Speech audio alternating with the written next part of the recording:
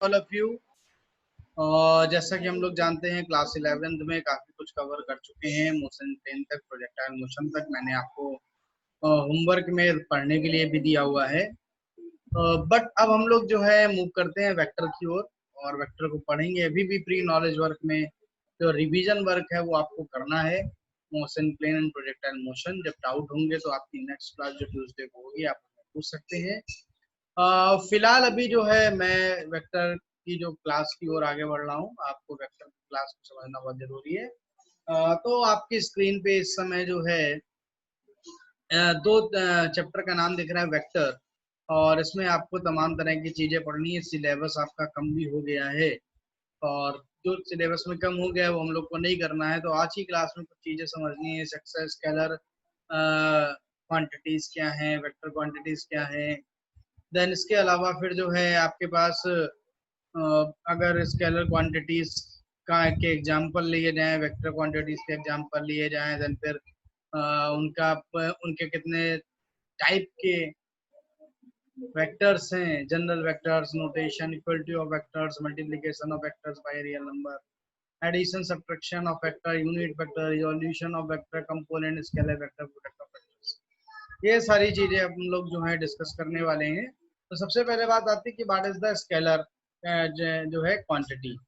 तो scalar quantities आप लोग जानते हैं, ऐसी क्वांटिटीज जिनके पास केवल क्या हो, मैग्नीट्यूड हो, ओनली जस्ट हैव मैग्नीट्यूड, जिनके लिए डायरेक्शन की नीड ना हो, ऐसी सभी जो क्वांटिटीज हैं वो स्केलर क्वांटिटीज बोली जाती हैं। तो quantities having only magnitude, there is no need of any direction to represent it, is called scalar quantities. The quantities which have only magnitude and no direction are called scalar quantities. Example है mass, distance, time, speed, volume, pressure, work, energy, power, charge, electric current, temperature, potential, specific heat, frequency. There are a lot of examples here for scalar quantities. For example, जब आप अपने घर से निकलते हैं school के लिए, फॉर एग्जाम्पल निकले, तो आपके पास एक आइडिया होता है कि हमारे घर से स्कूल 3 किलोमीटर की डिस्टेंस पर है। there is no meaning of direction, just we are telling them what is the magnitude, school हमसे, हमारे घर से कितनी डिस्टेंस पे है।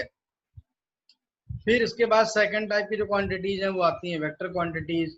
तो what are the vector quantities, तो आप बहुत अच्छे से जानते हैं वेक्टर क्वांटिटीज क्या होती हैं। तो वेक्टर क्वांटिटीज आपको बहुत अच्छे से मालूम है, the quantities which have both magnitude and direction and obey the triangle law of vector addition. यानी कि इनके पास मैग्नीट्यूड भी है, इनके पास डायरेक्शन भी है, और इसके अलावा ये triangle law of vector addition को फॉलो भी करती हैं, तो उसको हम लोग वेक्टर क्वांटिटीज कहते हैं। अगर डायरेक्शन हो, मैग्नीट्यूड हो, और जो हमने लास्ट वाला पॉइंट बोला कि triangle law of vector addition को ना फॉलो करें, तो फिर वैसी क्वांटिटीज वेक्टर क्वांटिटीज नहीं होंगी। ये ध्यान रखना है, यानी कि आपको ध्यान रखना चाहिए कि वेक्टर क्वांटिटीज के लिए आपके पास बोथ मैग्नीट्यूड भी होना चाहिए, डायरेक्शन भी होना चाहिए, और उनको लॉ ऑफ वेक्टर एडिशन को भी फॉलो करना चाहिए।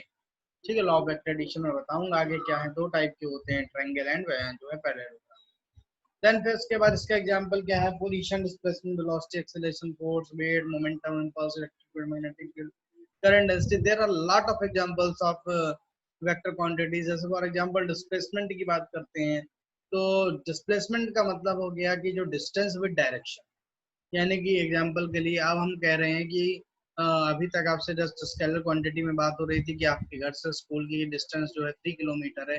बट अब हम लोग बात कर रहे हैं कि हमारे घर से स्कूल 3 किलोमीटर की डिस्टेंस पर है, बट नॉर्थ डायरेक्शन में है, और उसको कवर करने में जो सबसे छोटा पाथ होगा उसको हम लोग डिस्प्लेसमेंट बोलेंगे। यानी कि अगर डायरेक्शन को मेंशन कर दिया जाए देन वहां पर क्वांटिटी क्या हो जाती है, वेक्टर क्वांटिटी हो जाती है। आई थिंक आपको बहुत हद तक क्लियर हो गया होगा।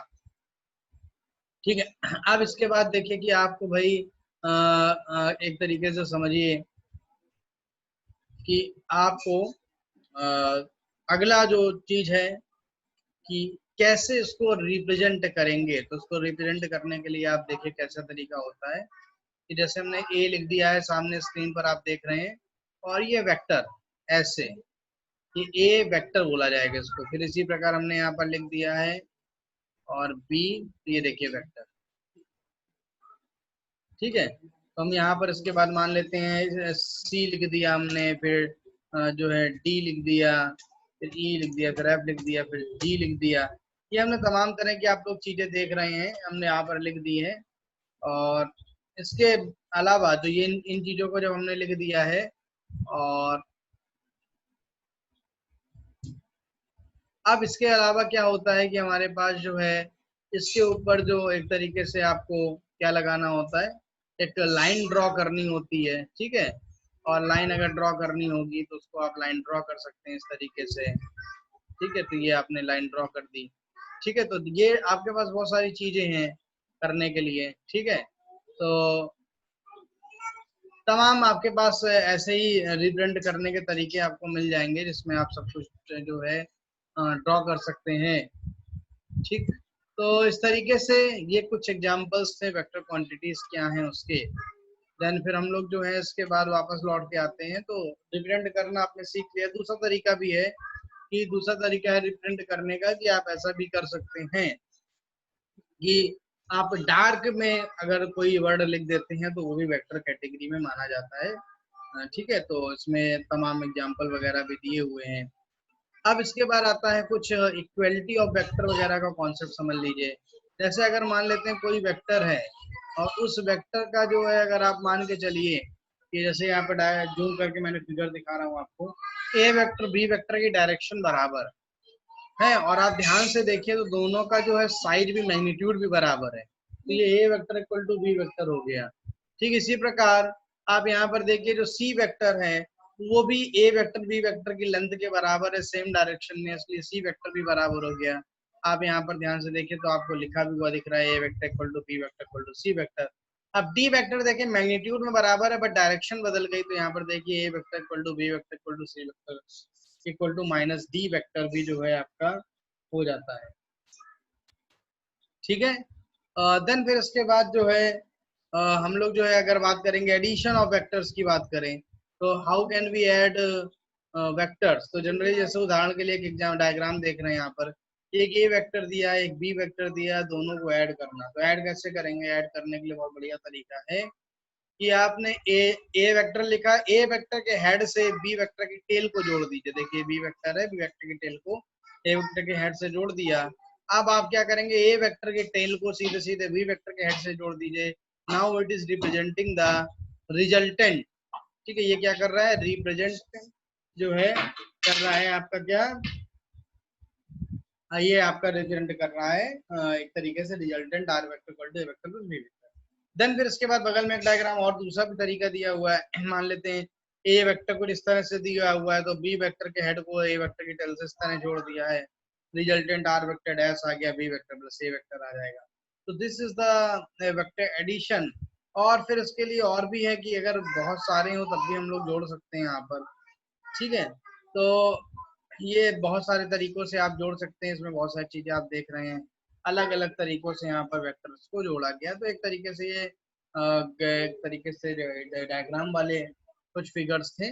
देन फिर इसके बाद आती है addition of more than two vectors. दो वेक्टर से ज्यादा को जोड़ना है तो किस तरीके से हम लोग जोड़ेंगे, तो उसको भी आपको मैं एक तरीके से बना के दिखाता हूँ किस तरीके से जोड़ेंगे, जिससे कि आप थोड़ा सा आसानी से सारी चीजें जो है समझ पाएंगे, ठीक है। अब देखिए मेरे पास है, जैसे मान लेते हैं एक ये हमने लाइन खींची है, ये आपका कोई ए वेक्टर है, ठीक है, ए वेक्टर, ठीक।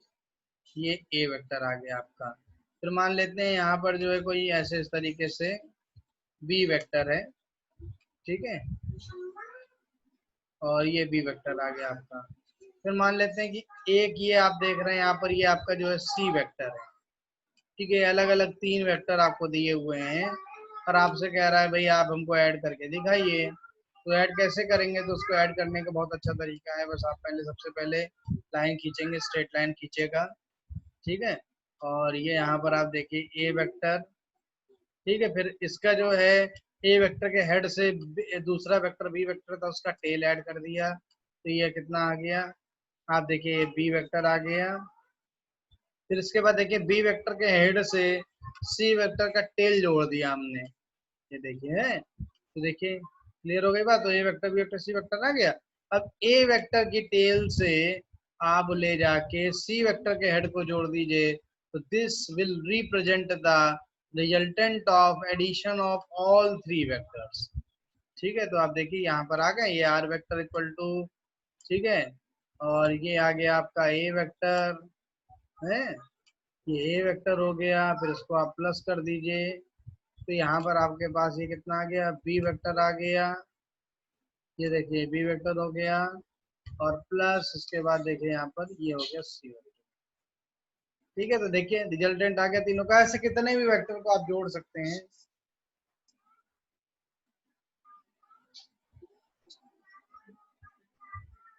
ठीक, अब इसके बाद हमने क्या करा, ये दो वेक्टर आपको देख रहे हैं, ये अब इसको हमने अगर ले ले यहाँ पर, अगर केवल रिजल्टेंट निकालना होता तो आर वेक्टर डैश मान लीजिए इसको, आप इसको लिख सकते थे ए वेक्टर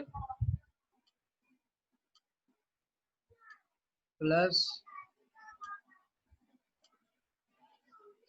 बी वेक्टर।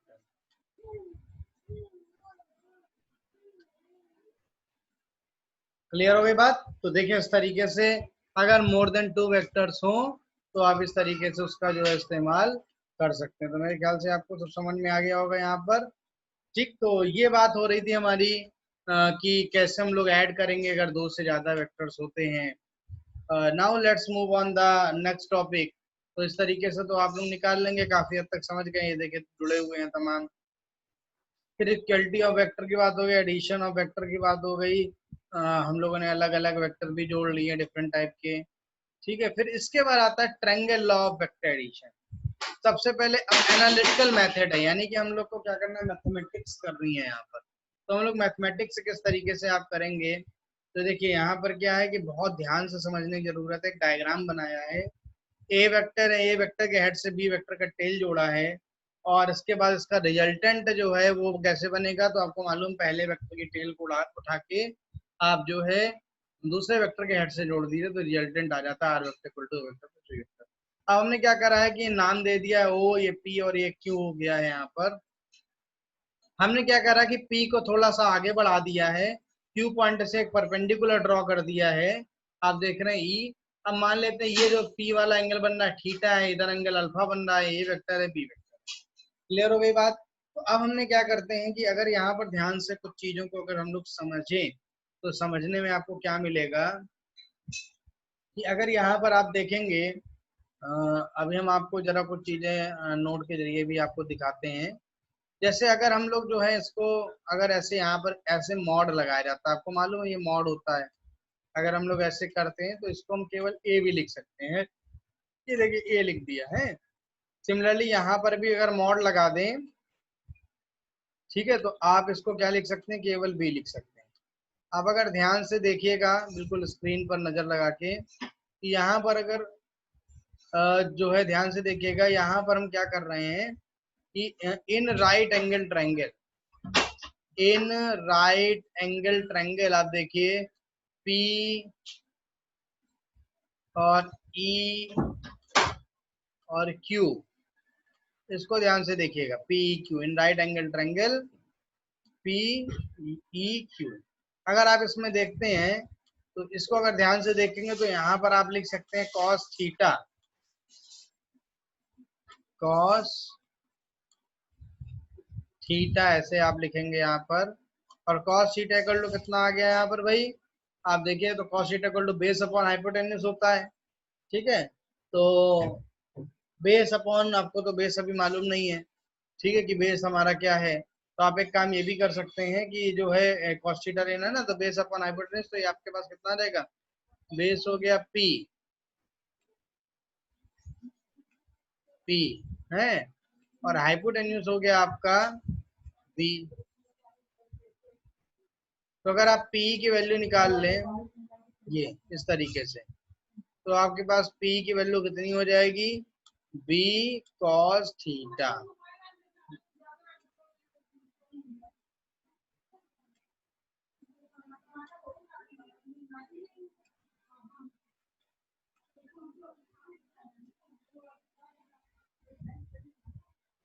ठीक, क्लियर हो गई बात। तो ये B cos थीटा निकल के आ गया। हाँ, अब यानी कि अभी हमको P की वैल्यू नहीं मालूम थी, अब P की वैल्यू मालूम हो गई है, तो B cos थीटा है। अगर OE की बात करेंगे यहाँ पर तो OE कितना हो जाएगा, OE हो जाएगा आपका a plus B cos theta. अब यहाँ पर देखिए फिर से हम ले रहे हैं ऊपर की तरफ, देखिएगा हम यहाँ पर जो है इसी PEQ में साइन थीटा ले रहे हैं।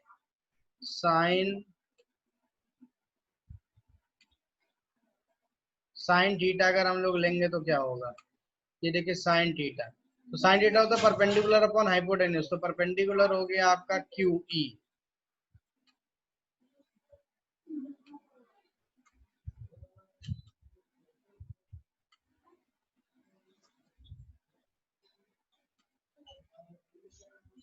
फिर से आप देखिएगा, ये देखिए तो साइन थीटा होता था परपेंडिकुलर अपॉन हाइपोटेन्यूज, तो QE हो गया आपका, ठीक है।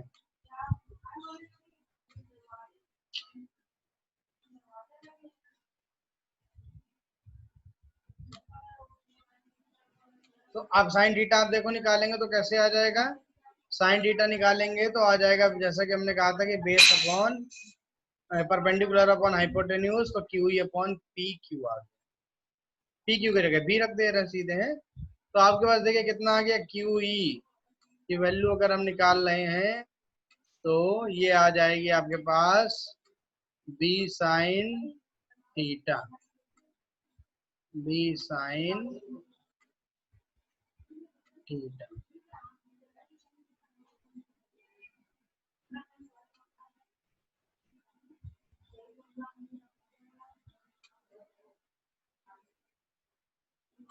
तो R वेक्टर का मॉड ले लो तो ये R हो जाएगा। ठीक, चलिए सारी बात क्लियर हो गई। अब बस कुछ नहीं करना है, अभी इसको अगर आप ध्यान से देखते हुए आगे बढ़ेंगे तो हाँ, अब अगर आपको ये जो हमने सारी चीजें बताई इसको ध्यान रखिएगा। अब देखिए इसमें अगर आप ले लीजिए ओ, ये देखिए आपको लिखा हुआ है OEQ, ये देखिए लिखा है angle triangle, right angle triangle OEQ ले लीजिए। OEQ अगर आप ले लेंगे तो Q का square equal to OE square plus QE square, Pythagoras theorem लगा ली है।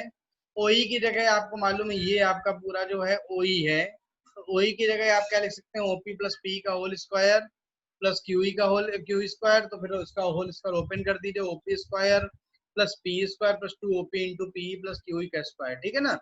बस इसके बाद अब आपको क्या करना है कि OQ स्क्वायर इक्वल टू जो है, अब इन्होंने इसमें क्या कर दिया है कि अब आप नीचे की तरफ जरा आएंगे, क्या कहाँ पर क्या चीज करी है, तो OQ की जगह हम लोग R स्क्वायर लिख सकते हैं, ऊपर डायग्राम में आप देखेंगे अभी तो R स्क्वायर मिल जाएगा। इसको थोड़ा सा छोटा कर लेते हैं, हाँ। तो अब अगर हम थोड़ा सा ध्यान देंगे तो आपका जो OQ है आप देखिए डायग्राम में, तो R स्क्वायर हो गया, OP स्क्वायर जहां पर था तो A स्क्वायर हो गया। इसी प्रकार जहां पर P था तो जो है P को हम लोग क्या लिख सकते हैं, आपने अभी निकाला था P की जगह B cos थीटा, तो B square cos square theta लिख देंगे, ठीक है। प्लस टू इंटू OP, तो OP की जगह अपन को क्या लिखना है, OP की जगह आपको मालूम है A है, और P की जगह कितना है आपका, और अगर P की बात करेंगे तो B cos थीटा हो जाएगा, ठीक है ना।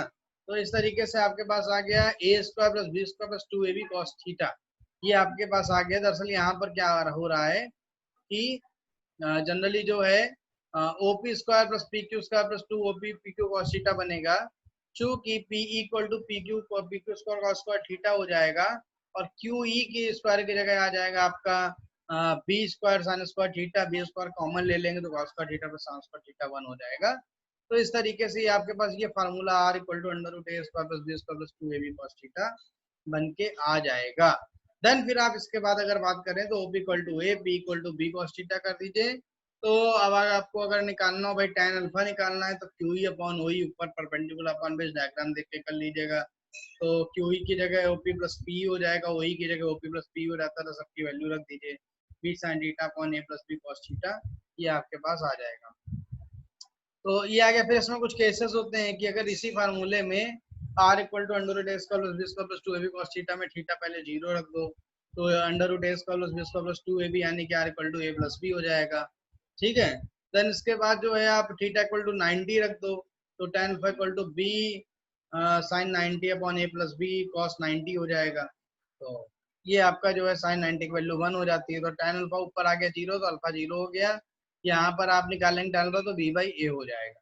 तो इसी प्रकार अगर 180 डिग्री हो जाए, दोनों वेक्टर की डायरेक्शन अपोजिट हो जाए, तो वहां पर अल्फा 0 आ जाएगा और 180 डिग्री आ जाएगा उसी फॉर्मूले। तो एक ये बहुत इम्पोर्टेंट सा जो एक तरीके से डिस्कशन था वेक्टर्स पे, इसको करा है। आप इस लेक्चर के थ्रू आगे जाइए और जनरली गूगल मीट क्लास में मिलेंगे तो फिर से डिस्कस करेंगे। तब तक के लिए नमस्कार।